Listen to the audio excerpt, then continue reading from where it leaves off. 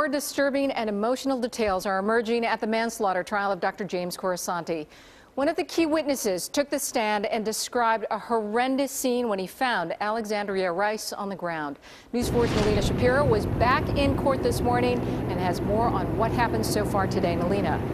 Victoria, the witness's testimony brought the victim's father to tears. He was holding on tightly to a female friend of his. His hand was clenched to hers. We couldn't go inside with a camera, so I just want to paint a picture for you. Before I get to this emotional and disturbing and detailed description of what he says he saw that night, I want you to keep in mind that the defense says that Dr. James Corasanti never knew he apparently hit a girl. The prosecution, on the other hand, brought a witness on the stand today that painted a picture of what he says he saw that very night when he was on Heim Road in Amherst. Now, the witness told the court, we actually shot pictures of the witness if you take a look now, told the court that he was driving home from Shakespeare at the Park.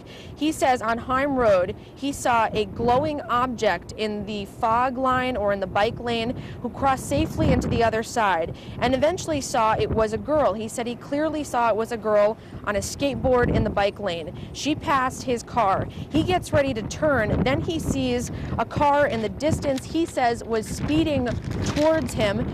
So he decides not to turn. The car passes him. That's when he says he hears a, quote, ungodly sound. The witness then turns the car around, dreading that the car, he says, might have hit the girl because he realizes that the car was apparently swerving in the bike lane. The girl was also in the bike lane.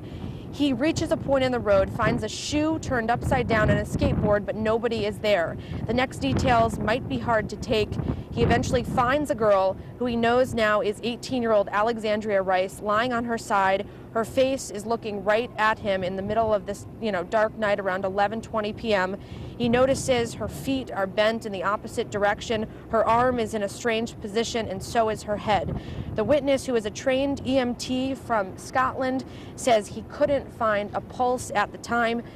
Back live here at Erie County Court. Now, there are many other details, but the witness told the court that he got his wife, they called for help, they called 911. He says he never saw Dr. Corasanti's car. He never saw any of that. Again, the defense has not had their turn yet. They had many objections to everything that this witness says. This is just one side. Again, compelling, gripping testimony from this key witness.